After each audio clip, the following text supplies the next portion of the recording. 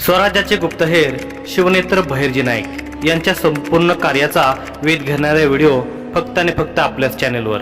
शिवकालीन संपूर्ण इतिहास। पुढील भाग, शहाजी राजांची सुटका। दौलताबाद।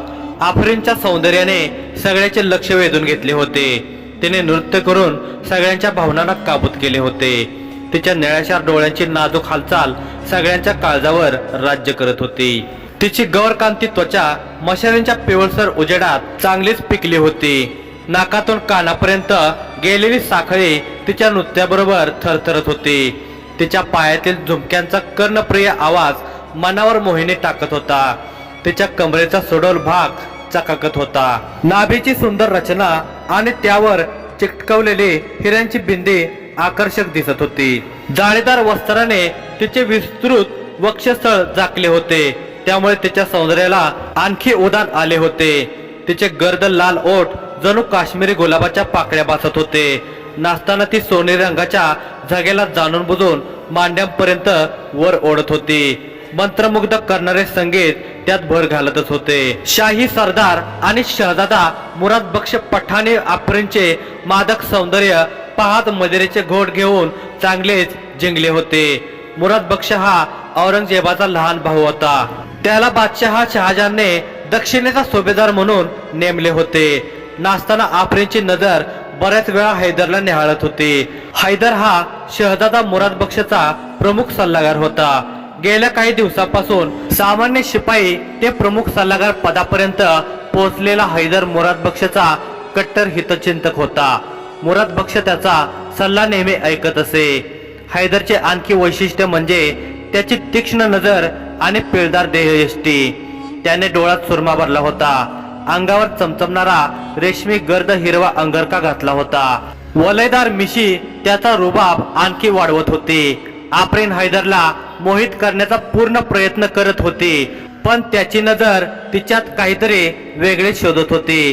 कदाचित ती काहीतरी कारस्थान घडवणार असल्याचे त्याला जाणवत होते। हैदर व्यतिरिक्त सगळे सरदार जिंकले होते हे बघून आफरीन नृत्य करत हैदर जवळ आली। खाली बसून त्याच्या अंगावर रेलली। मदरेचा पेला त्याच्या ओठांना लावत ती पुटपुटली, आफरीनच्या बरसातीत तुम्ही न भिजता कसं राहू शकता? आफरीनला पाहून सगळ्यांनी वाह वाह करत टाळ्या वाजवल्या। हैदर, मदरेचा एक प्याला पिऊ शकतोस। आजची रात्र आनंदाची आहे, शहजादा मुराद बक्ष उर्दू भाषेत बोलला। हैदरने आफरीनचा हात पकडला। तिने तिच्या हातानेच त्याला मदिरा प्राशन करवली। तो बारीक डोळे करून तिच्या नेत्रात हरवला। हळूच तिच्या गालावर बोट फिरवत म्हणाला, शेवटी मला भिजवलंस। हा, पर मेरे यौवन के बरसात में तुम्हें और भीगना चाहती हूँ। त्याच्या अंगावर आणखी रेलत आफरीन म्हणाली, आता तर तुझ्या अधीन झालो आहे, तुला कसा थांबवू? हैदरने आणखी एक प्याला संपवलेला होता। आफरीनचे नृत्य पुन्हा सुरू झाले। ती आता शहजाद्याला प्रसन्न करत होती। ती त्याच्या आणखी जवळ जात होती। बरेच सरदार जिंकून बडबडत होते, काही बसल्या जागी डुलत होते, काही आडवेही झाले होते। शहजादाही बराच जिंकला होता। हैदरचेही डोळे मंदावत होते। आफरीनने हैदरकडे चोरून एक नजर फिरवली आणि ती मुराद बक्षच्या मांडीवर जाऊन बसली। शहजाद्याने तिला कमरेत पकडले। आफरीनने अंगठीतला एक खडा हात चालाकीने पेल्यात टाकला आणि तिने तो प्याला मुराद बक्षच्या ओठांना लावला। ती शहजाद्याच्या अंगावर हात फिरवून त्याला उत्तेजित करत होती। शहजादा मदिरा प्राशन करणार इतक्यात त्या पेल्यावर एक खंजीर अचूक आदळली। काचेचा पेला जमिनीवर पडून फुटून गेला। मुराद बक्ष दचकला। आफरीन भांबावली। ती उठून पळून जाणार इतक्यात दुसऱ्या खंजिरीने तिच्या पायाचा वेध घेतला। तिच्या पायातून रक्ताची चिळकांडी उडाली। ती किंचाळत जमिनीवर पडली। मुराद बक्ष रागाने ओरडला, हैदर, हे असं दुष्कृत्य का? तू आमच्या आनंदाला मध्येच रोखलंस। हैदर उठून उभा राहिला। शहजाद्याकडे येत पुटपुटला, माफी असावी शहजादे, मी माझं कर्तव्य केलं आहे। नशेच्या सागरात तुम्ही पार तळापर्यंत बुडाला होता, इतकं की कदाचित पुन्हा कधीच बाहेर येऊ शकला नसता। तुला म्हणायचं काय आहे? शहजाद्याने विचारले। त्याच्या पायाजवळ पडलेल्या काचांच्या तुकड्यातला तो रंगीत खडा हातात धरून दाखवत हैदर म्हणाला, मदिरेत विरघळणारा हा विषारी खडा आहे। त्या सुंदरीनं तुमच्या मदिरेत टाकला होता। मुराद बक्षने द्वाराकडे रागाने नजर टाकली। आफरीन लंगडत तिथून केव्हाची बाहेर पडली होती। पकडा तिला, शहजादा ओरडला. तिला पकडणं व्यर्थ आहे शहजादे. पकडल्यावर ती विष प्राशन करून प्राण त्यागणार हे निश्चित. मी तिला असा घाव दिला आहे की ती आयुष्यभर नाचू शकणार नाही. कदाचित विषारी खंजीर तिचा एक पाय नेहमीसाठी निकामी करेल, हैदर म्हणाला. पण हैदर, तिला कुणी पाठवलं हे आपल्याला कसं कळेल? मोगल शहजाद्याला मारण्याची हिंमत कुणी केली असेल? आदिलशहा की कुतुबशहा? शहजाद्याचे झिंग आता बऱ्यापैकी उतरले होते. तुम्ही बेफिकीर राहावं शहजादे. हैदर जिवंत असेपर्यंत तुमच्या केसालाही कुणी स्पर्श करणार नाही. आणि हे कृत्य आदिलशहा किंवा कुतुबशहाने तर अजिबात केलेलं नाही. त्यांना असं कृत्य करायची आवश्यकता सुद्धा नाही, हैदर म्हणाला. मग कोण असेल ह्या कटाचा रचयिता? मुराद बक्षने विचारले. शहजादा अबू मुजफ्फर मोहुद्दीन मोहब्बत औरंगजेब, हैदर म्हणाला. शहजाद्याचे डोळे आता आग ओकत होते. औरंगजेबावर त्याचा अत्यंत विश्वास होता, परंतु औरंगजेब त्याचा खात्मा करण्यासाठी असे षडयंत्र रचत असल्याचे ऐकून त्याचा क्रोध अनावर झाला होता. शाही परिवारात सिंहासनासाठी चाललेल्या शीतयुद्धात मुराद बक्ष औरंगजेबाच्या पक्षात होता. औरंगजेब महाधूर्त होता. दारा सुकोह सोबतच त्याला त्याच्या पक्षात असलेल्या राजवंशाला सुद्धा संपवायचे होते. औरंगजेब भाईजान माझ्यावर हल्ला कसा करू शकतो? मी प्रत्येक वेळी त्याला साथ दिली आहे, मुराद बक्ष फणफणत होता. हे राजकारण आहे शहजादे. भावनिक होऊन विचार कराल तर नुकसान होईलच. तुम्ही राजवंशी आहात, सावध रहा. कोणाचा विरोध करण्याआधी विचार करा आणि कोणावर विश्वास ठेवण्याआधी सुद्धा विचार करा, हैदरने सांगितले. हैदरने त्याला सावध राहण्याचा सल्ला दिला. औरंगजेबाच्या या हल्ल्याचे प्रत्युत्तर न देता संयम ठेवण्यास सांगितले. पुन्हा एकदा तू स्वतःला सिद्ध केलंस हैदर. तुझ्या विरोधकांचे शब्द खोटे ठरवलेस. तुझ्यावर माझा इतका भरोसा का आहे याचं उत्तर आज तुम्हाला दिलं आहेस. हे खरं आहे. तू असताना माझा घात कुणीच करू शकत नाही. तू मेरी तलवार हो और ढाल भी. शहजाद्याने गळ्यातली बहुमूल्य रत्नाची माळ हैदरच्या गळ्यात घातली. अभिमानाने त्याची पाठ थोपटली. विश्वासराव हा बहिर्जी पथकाचा हेर कृष्णाकाठच्या निडगुडी गावाजवळील जंगलात पोहोचला होता. त्याने वृद्ध फकीरेचा वेश धारण केला होता. त्याच्यासोबत श्यामराव हाही एक हेर सहकारी होता. त्याने घोडा झाडाच्या बुंद्याला बांधला होता. घोड्याच्या पाठीवर थाप मारून तो विश्वासरावाच्या जवळ आला आणि हळूच पुटपुटला. विश्वासराव, यशस्वी होऊन या, मी वाट पाहत आहे. विश्वासरावाने मानेनेच होकार दिला आणि पुटपुटला, जय भवानी, जय भवानी. श्यामराव म्हणाला. विश्वासराव लगबगीने निघाला. त्याच्यावर नायकांनी शहाजी राजांपर्यंत पोहोचण्याची जबाबदारी टाकली होती. दक्षिणेत कैद केल्यावर शहाजी राजांना अफजल खानाच्या बंदोबस्तात विजापुरी आणले जात होते. शहाजी राजांना सोडवण्यासाठी त्यांचे हितचिंतक सरदार कोणतीही व्यक्ती लढवू शकतात, अकस्मात हल्ला करू शकतात. यामुळे सावधगिरी म्हणून मोठा फौजफाटा अफजल खानाने सोबत घेतला होता.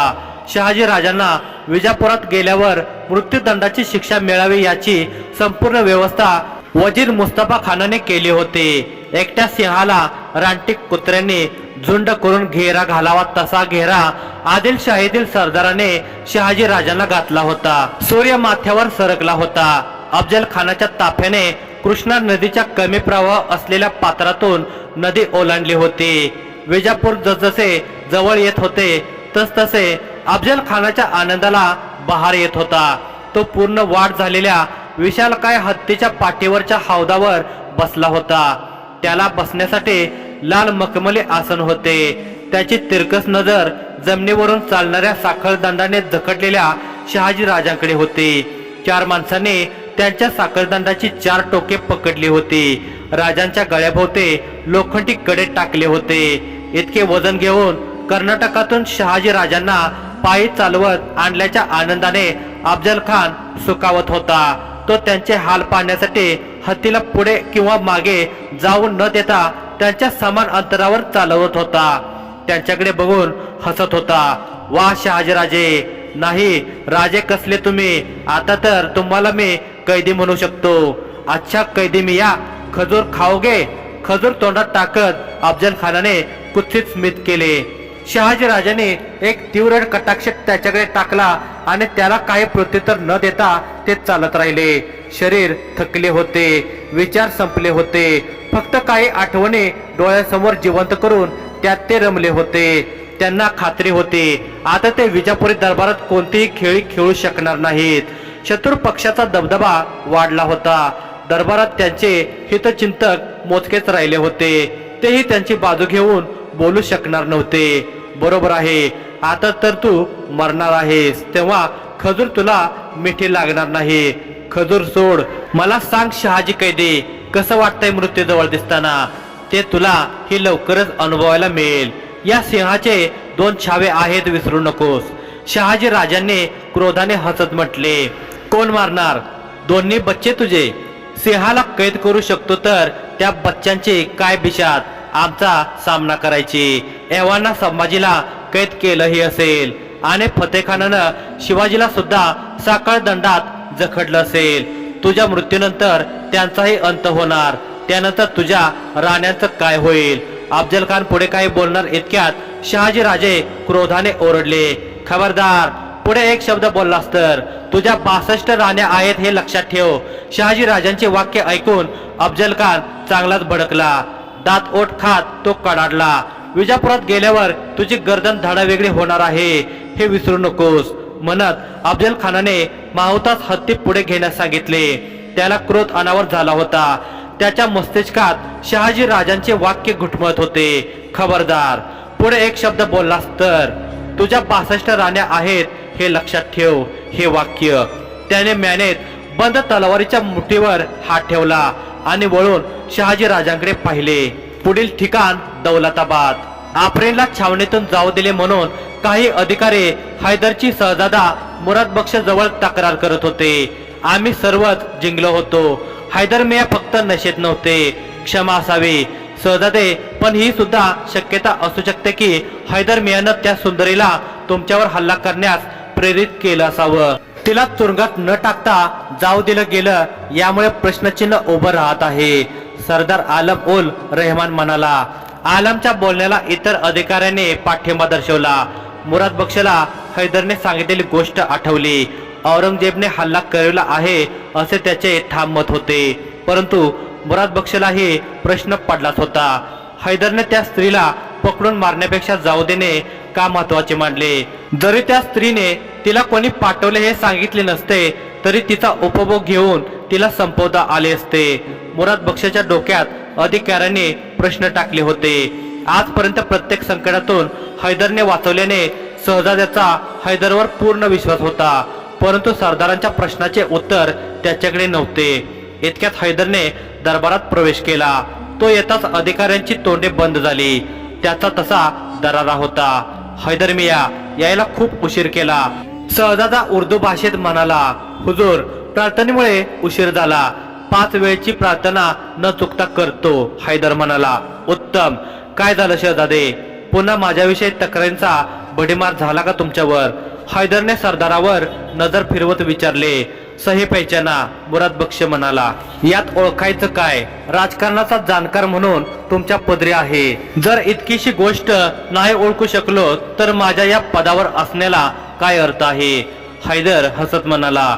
ठीक आहे, पण आता दरबारातल्या सरदारांना त्यांच्या प्रश्नाचं उत्तर मिळू दे. त्या स्त्रीला कैद न करता का जाऊ दिलं? मुराद बक्षने विचारले. दरबारास उत्तर द्यायला मी बांधील नाही हुजूर. तुम्हाला हवं असेल तर नक्की देईन. हैदर स्पष्ट म्हणाला. असं समज, मुराद बक्षने म्हटले. म्हणजे त्या स्त्रीला तुमचा घात करण्यास मी पाठवलं आहे असं तुम्हाला म्हणायचं आहे का? हैदर शांतपणे बोलत होता. शहजाद्याचा त्याच्यावर किती विश्वास आहे हे सुद्धा तो तपासून पाहत होता. मी असं तर नाही म्हटलं. इतक्या विश्वासू सल्लागारावर थेट आरोप करण्यापासून मुराद बक्ष वाचत होता. तुम्ही असं म्हटलं नाही हुजूर, पण तुम्हाला हेच सांगण्यात आलं असेल. मूर्ख आहेत ती लोक जे हा प्रश्न तुमच्या समोर उपस्थित करत आहेत. हुजूर, जर मला घात करायचा असता तर मी त्या स्त्रीला अडवलं असतं का? तुमची रक्षा का केली असती? दरबारात काही लोकांच्या बुद्धीला गंज लागला आहे हुजूर. तो उतरवणं गरजेचं आहे. हैदरचे शब्द आणि तलवार यांचे घाव कसे असतात हे दौलताबादच्या दरबारात सर्व जाणून होते. हुजूर, हैदर मियाने शब्द जपून वापरावे. आलम उठून म्हणाले होते, मी तुमचं नाव घेऊन तुम्हाला बोललो का? तुमच्या बुद्धीला गंज लागला आहे असं मी बोललो का? याचा अर्थ मी ज्यांच्या संदर्भात बोलत आहे ते तुम्हीच आहात, हे तुम्ही स्वीकारत आहात. हैदर म्हणाला, हैदर मिया बस नाही चाहिए. देऊन टाक प्रश्नाचं उत्तर आणि सगळ्यांची तोंड बंद कर. मुराद बक्ष शांतपणे म्हणाला, मी त्या स्त्रीला जाऊ दिलं हुजूर, कारण तिला पकडलं असतं तर तिला तुमच्यावर हल्ला करायला कोणी पाठवलं हे आपल्याला कळलंय हे असं तिला पाठवणाऱ्याला समजलं असतं. आणि तुम्हाला माहित आहेच शहजादे, हा हल्ला कोणी करवला आहे. आपल्याला त्या व्यक्तीसोबत संबंध खराब होऊ द्यायचे नाही आहेत. भविष्यात मोठे पद मिळवण्यासाठी हे आवश्यक आहे शहजादे. तुम्ही समजला असालच मी कोणाबद्दल बोलत आहे. हैदरने सूचकपणे सांगितले. दरबारातील कोणालाच काही कळले नव्हते. सगळे आणखीनच बुचकळ्यात पडले होते. हैदर औरंगजेबासंदर्भात बोलत आहे हे फक्त मुराद बक्षने ओळखले होते. शहजादा मुराद बक्षला हैदर मियाच्या बुद्धिचातुर्याचे कौतुक वाटत होते. 2 दिवसानंतर खळखळ वाहणाऱ्या नदीचे पाणी काळ्याशार दगडावर आदळून त्याची कित्येक वर्षापासून झीज करत होते. परंतु आता त्यांच्या संरक्षणासाठी त्यावर हिरवे शेवाळ पसरले होते. त्या पूर्णतः हरित झालेल्या दगडावर नदी पात्राच्या मध्यभागी भयान जंगलात हैदर योगमुद्रेत बसला होता. त्याला मोगल छावणीतील कोण्या सैनिकाने पाहू नये म्हणून त्याचे अंगरक्षक झाडावर पहारा देत होते.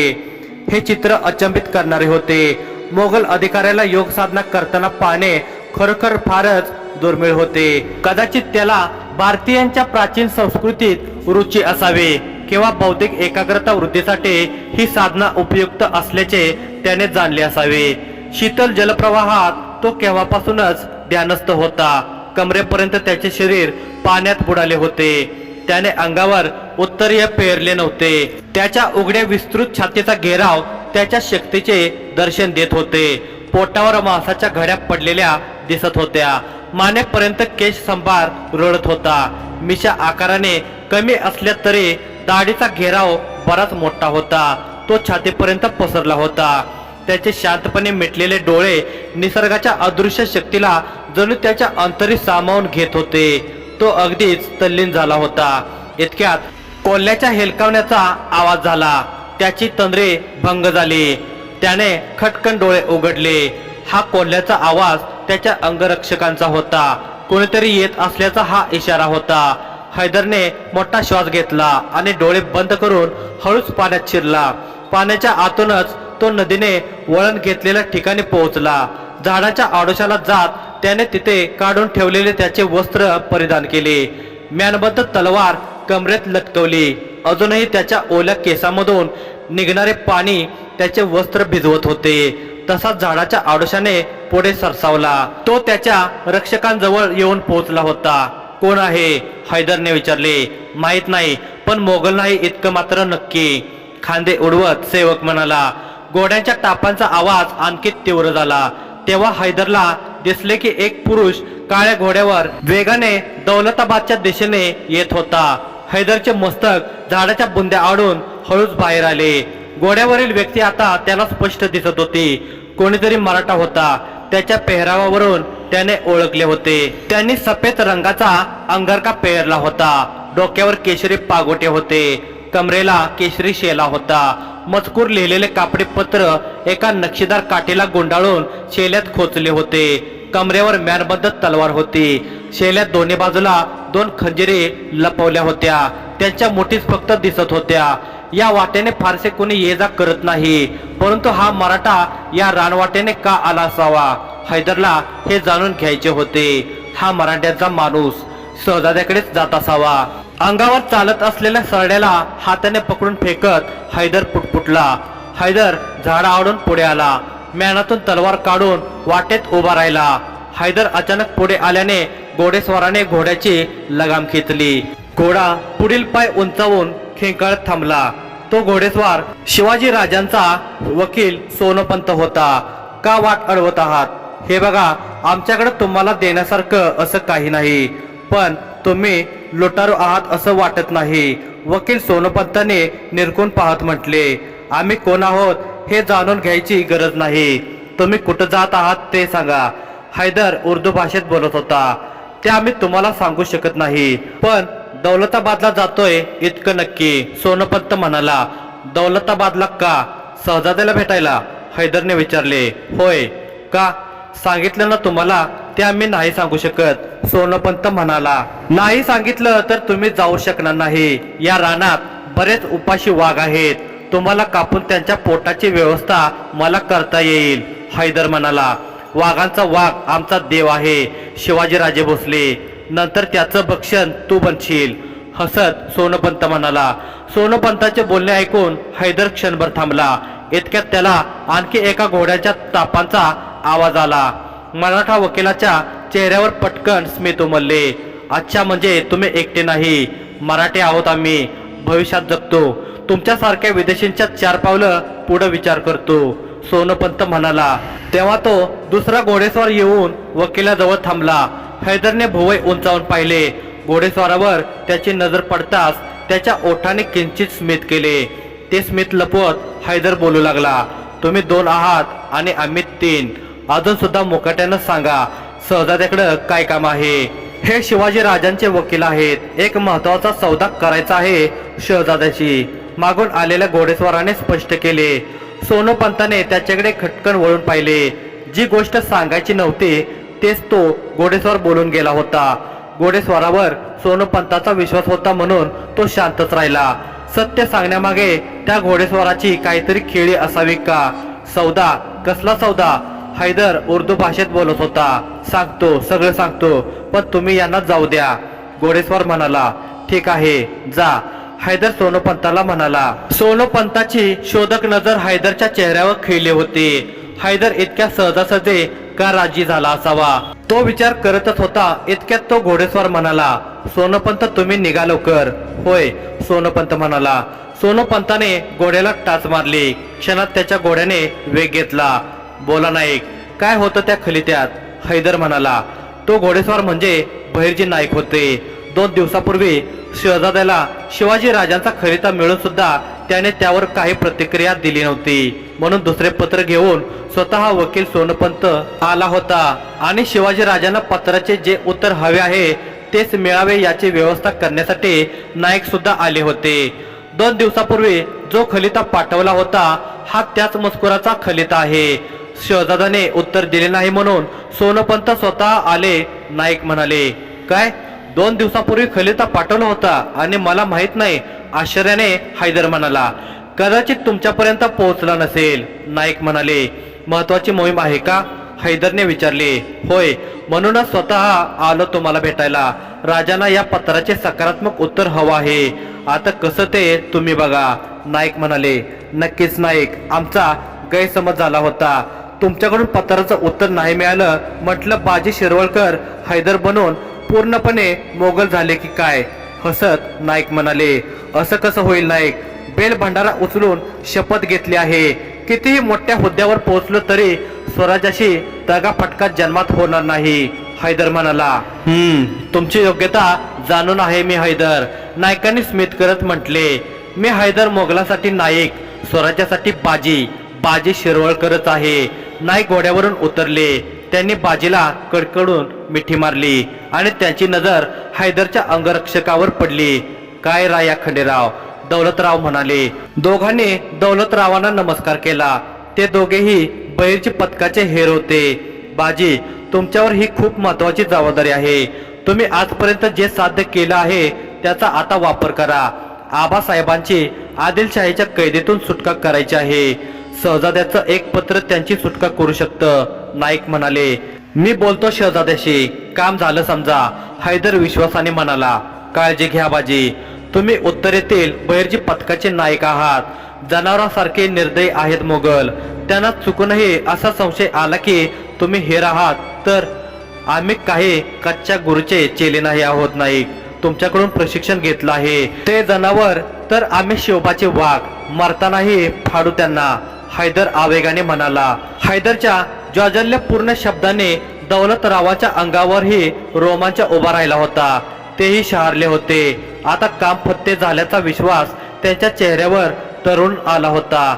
येतो नाईक हैदरने नायकांचा निरोप घेतला. तो त्याच्या रक्षकांसोबत निघाला.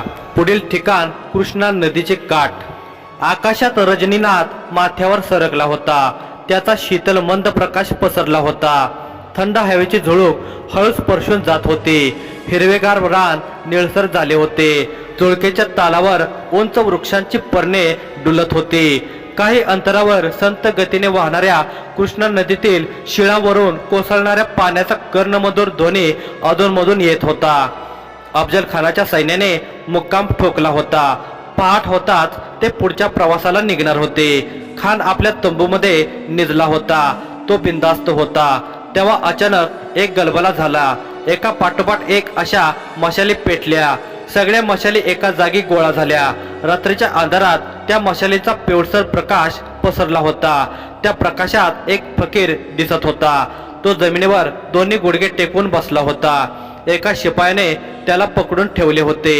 तो फकीर अल्लाहच्या नावाचा जप करत होता. सगळे सैनिक त्याच्या भोवती गोळा झाले.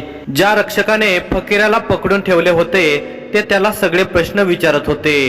का पकडले फकीराला? फकीर छावणीत कसा आला? तेही रात्रीच्या वेळी.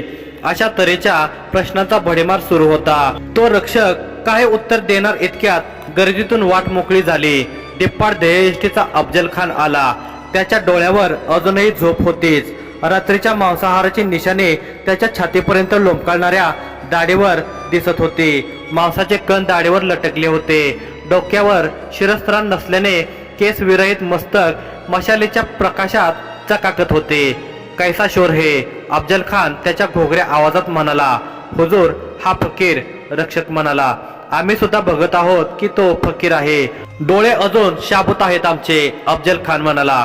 तो अचानक आपल्या छावणीत आला हुजूर. तर काय झालं? फकीर आहे. अल्लाहचा सेवक आहे. जंगलात इकडं तिकडं झोपण्यापेक्षा आपल्या सोबत राहू द्या. बेवजह नींद खराब कर दी तुमने.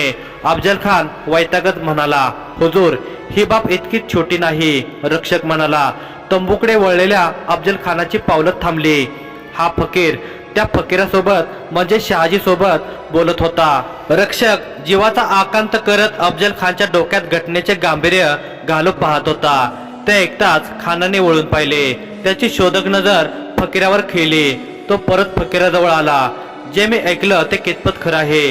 घोगऱ्या आवाजात खान ओरडला. फकीराने नजर वर केली. त्याच्या नजरेत अजिबात भीती दिसत नव्हती. त्याच्या व्यक्तिमत्वात वैराग्याच्या सगळ्या खुणा दिसत होत्या. तो शांतपणे म्हणाला. जी, तुम्ही ऐकलं तो शब्द न शब्द खरा आहे. का त्या काफिरासोबत बोलत होता तुम्ही? अफजल खानाच्या बोलण्यात क्रोध जाणवत होता. याचं उत्तर देणं गरजेचं आहे का? फकीर निर्भीडपणे म्हणाला. अफजल खानाच्या तळपायाची आग मस्तकात गेली. तो ओरडून म्हणाला. या फकीराला माझ्या तंबूत घेऊन या. तावातावाने अफजल खान तंबूत गेला. रक्षकाने फकीराला अफजल खानाच्या तंबूत आणले होते. ऐसे क्या वजह थी उस काफिर से बात करने की? सही बताओ. मी जितका धर्मवेडा आहे तितकाच क्रूर सुद्धा. खान म्हणाला. फकीर शांतपणे उभा होता. अफजल खानाने म्यानातून तलवार काढली आणि बाजूच्या लाकडी पेटाऱ्यावर आदळली. एका घावात पेटाऱ्याचे 2 तुकडे झाले. कोण आहात तुम्ही? आता अफजल खानाच्या नजरेत संशय स्पष्ट दिसत होता. फकीर, काही संशय आहे का? फकीर म्हणाला. अफजल खानाने आता मोठा श्वास घेऊन सोडला. अल्लाह मुझे माफ कर म्हणत तो पुढे आला आणि फकीराची दाढी पकडली. ओढून बघितली. रूप बदलून कोणी छावणीत आले असल्याचा त्याला संशय होता. दाढी खरी आहे पण तरी तुमच्यावर संशय येत आहे. खान म्हणाला. नजर संशय असेल तर मनात संशय येणार. फकीर म्हणाला. नाही, 100% तुम्ही फकीर नाही. आमच्या दृष्टीआड आमच्या शत्रूशी बोलण्याचं कृत्य मुसलमान करणार नाही. अफजल खान कपाळावर आठ्या उमटवून बोलत होता. अफजल खानाच्या शब्दावर फकीराला हसू फुटले. त्याने अफजल खान आणखीनच चवताळला. तो ओरडून रक्षकांना म्हणाला. या फकीराचे वस्त्र काढा. एक खून आहे, त्यानं सगळं काही स्पष्ट होईल. क्षणभर रक्षक दचकले. एका फकीराचे वस्त्र काढून ती धार्मिक खून पाहण्याचे पाप करण्यास त्यांचे मन धजावत नव्हते. जर तुम्ही काफिर असता तर सगळ्यासमोर नग्न केलं असतं. धन्यता माना तुमच्यावर ती वेळ नाही आली. खान म्हणाला. रक्षक अजूनही दुविधा मनस्थितीत होते. दिलेल्या आदेशाचं पालन करा म्हणत खानाने रक्षकावर डोळे मोठे केले. खानाच्या धाकाने रक्षक पुढे आले. त्यांचाही नाईलाज होता. त्यांनी फकीराच्या लुंगीला हात लावला. खान फकीराच्या चेहऱ्याकडे पाहत होता. त्याला वाटले फकीर खोटा असेल तर त्याच्या चेहऱ्यावरील भाव बदलतील, परंतु फकीराच्या चेहऱ्यावरील भाव अगदी निर्भीड होते. डोळ्यात मात्र खानाप्रती राग घोंगावत होता. खानाला जी खात्री करायची होती ती रक्षकाने करून दिली होती. ती खून पाहून खानाने डोळे बंद केले. अल्लाच्या नावाचा दावा केला. अल्लाह मुझे माफ कर. या दुष्कृत्यासाठी तुला अल्लाह हे क्षमा करणार नाही आणि हा फकीरही नाही. तुझा अंत होणार. तू माझे वस्त्र काढलंस, तुझा शत्रू तुझे आतडे काढणार. फकीर रागाने फणफणत बोलत होता. त्याचा शाप भविष्यात कितपत खरा ठरणार हे त्याला माहित नव्हते. तो फकीर भविष्याचा जाणकार नव्हता. तो क्रोधाच्या भरात बोलून गेला होता. शक्य असेल तर खरोखर मला क्षमा करावी, अफजल खान म्हणाला. त्याच्या कृत्याचा त्याला पश्चाताप होता, परंतु तो अफजल खान होता. क्षमा याचनेसाठी फकीराच्या पुढ्यात अगदीच लोटांगण घेणार नव्हता. तो पुढे बोलू लागला. त्या काफिराशी तुम्ही काय बोलत होता? काफिर असो वा मुसलमान काय फरक पडतो? तो काफिर मृत्यूच्या जवळ पोहोचला आहे. मृत्यूनंतर त्याचा आत्मा अल्लाहने स्वीकारावा म्हणून मी त्याला अल्लाहचा उपदेश दिला म्हणत फकीर ताडकन तंबूच्या बाहेर निघून गेला. अफजल खान फकीर गेला त्या दिशेने पाहू लागला. फकीराने दिलेला शाप त्याला आठवू लागला. क्षणभरासाठी तो अस्वस्थ झाला होता. विजापूरच्या नजीक सरावड जवळील जंगलात विशाल वटवृक्षाजवळ एक काळाशार घोडा येऊन थांबला. त्या एकाच घोड्यावर 2 घोडेस्वार होते. त्या दोघात एक तो फकीरही होता जो अफजल खानाच्या छावणीत जाऊन आला होता. त्या फकीराने घोड्यावरून उडी मारली. त्या पाठोपाठ तो घोडेस्वारही उतरला. अजून रात्र सरली नव्हती. शुक्र तारा मात्र आकाशात आला होता. त्या फकीराने आजूबाजूला निरखून पाहिले. तसे हे स्थळ निर्जन होते. इथे कुणीच कधी येऊ शकत नव्हते, कारण हे स्थळ कोणत्याही मुख्य वाटेला लागून नव्हते. हे स्थळ म्हणजे बहिर्जी पथकाचे गुप्त स्थान होते. तो फकीर बहिर्जी पथकाचा हेर विश्वासराव होता. वटवृक्षांच्या खोडाच्या उजव्या बाजूला गवताच्या खाली एक भुयार होते. त्यात हेरांसाठी आवश्यक असलेल्या सर्व वस्तू होत्या. घोड्यासकट आणखी 5 जण विश्राम करू शकतील अशी व्यवस्था होती. घोडेस्वार म्हणजे शामराव पटकन गवताजवळ पोहोचला. बाहेरून बघताना तिथे जमिनीवर गवत उगवले असल्याचे दिसत होते, परंतु त्याने हळूच जमिनीत हात घातला. जमिनीत हातभर मातीच्या खाली कपडा होता. कपड्यावर माती आणि मातीवर गवत उगवले होते. तो विस्तृत कपडा दोघांनी बाजूला केला आणि भुयाराचा दरवाजा उघडला. विश्वासराव घोड्याला घेऊन आत गेला. पुन्हा तो कपडा ओढून भुयारीच्या तोंडावर नेला आणि तो दुसऱ्या एका रुंद ठिकाणाहून भुयारात शिरला. भुयारात हवेचा समतोल राहण्यासाठी त्याने रुंद भगदाडाच्या तोंडावर कोरडे गवत विरळपणे अंथरले. विश्वासराव आता खडकात कोरलेल्या उंचवट्यावर आडवा झाला. शामरावाने आत प्रवेश करताच विश्वासराव त्याला म्हणाला, शहाजी राजांना आता बरं वाटलं असेल. त्यांनी तर जीवन जगण्याची आशा सोडून दिली होती. त्यांची ती काळजी दूर करण्यासाठी राजांचा निरोप त्यांच्यापर्यंत पोहोचवायचा होता. काम झालं राव एकदाच. होय विश्वासराव, कामगिरी फत्ते झाली. तुम्ही छावणीतून येत नाही तोपर्यंत मला ही जंगलात धाकधूक लागली होती. अफजल खानानं तुम्हाला पकडलं तर नसेल ना या विचारानं एका जागी बसूही शकत नव्हतो. शामराव म्हणाला, पकडलंच, पण काम झाल्यावर. त्यापूर्वी मी शहाजी राजांपर्यंत शिवरायांचा निरोप दिला होता. पण श्यामा, शहाजी राजांच्या दयनीय अवस्थेनं मनाला फार विचलित केलं रे. किती हाल सोसले त्या वीरानं. मी तर राजांना आणि नायकांना सांगणार आहे, या अफजल खानाचा कायमचा बंदोबस्त करा. जिवंत राहण्याच्या लायक नाही तो. शहाजी राजांच्या या यातनांचा प्रतिशोध तर शिवरायांनी घ्यायलाच हवा. होय, श्यामाही क्रोधित झाला होता. मी त्यांच्या नकळत त्यांच्या चरणांना स्पर्श केला. असं भाग्य पुन्हा लाभलं नसतं. त्यांना इतक्या जवळून प्रथमच पाहत होतो. शरीर शिनले होते, पण अजूनही त्यांचे डोळे वाघाच्या डोळ्यासारखेच दिसत होते. साखळ दंडात जखडलेला चवतरलेला वाघ. विश्वासराव म्हणाला, खरोखर वाघच आहेत शहाजीराजे. भल्या भल्यांना पुरून उरलेत. त्यांच्यासारखा झुंजार माणूस कोणी नाही. त्यांची दूरदृष्टी अलौकिक आहे. त्यांनी शोभांना दाखवलेलं स्वप्न शोभाराजे नक्की पूर्ण करतील. शामराव म्हणाला, हो, फतेखानाला परतवून शिवबाराजाने त्या दिशेने घोडदौड सुरू केलीच आहे. आता शहाजीराजांना आदिलशाहीतून सोडवून ते किती मोठे चाणाक्ष आहेत हेही ते सिद्ध करतील. चला आता थोडा विश्राम करू, मग उजाडल्यावर पुरंदरला जायला निघायचं आहे. नाईक पायथ्याशीच भेटतील, विश्वासराव म्हणाला. विश्वासराव, अफजल खान, मुस्तफा खान, घोरपडे आणि बाकी सर्व शहाजी राजांच्या विरोधकांचं हसू येते आहे. ते अजूनही याच भ्रमात आहेत की शहाजी राजांना विजापुरात पोहोचल्या मृत्यूदंड मिळणार आहे. पण हैदरने मुराद बक्षला राजे केले आणि मुरादचे पत्र विजापूरच्या दरबारात पोहोचले सुद्धा. मुराद बक्षच्या पत्राने आदिलशहाला शहाजी राजांची सुटका करावीच लागेल. आदिलशहा मोगल सल्तनतच्या पत्राचा अवमान करू शकत नाही. अफजल खानानं स्वप्नात घालवलेल्या इतक्या रात्रींचा एका क्षणात चुराडा होईल. दोघे मन भरून अफजल खानवर हसत होते.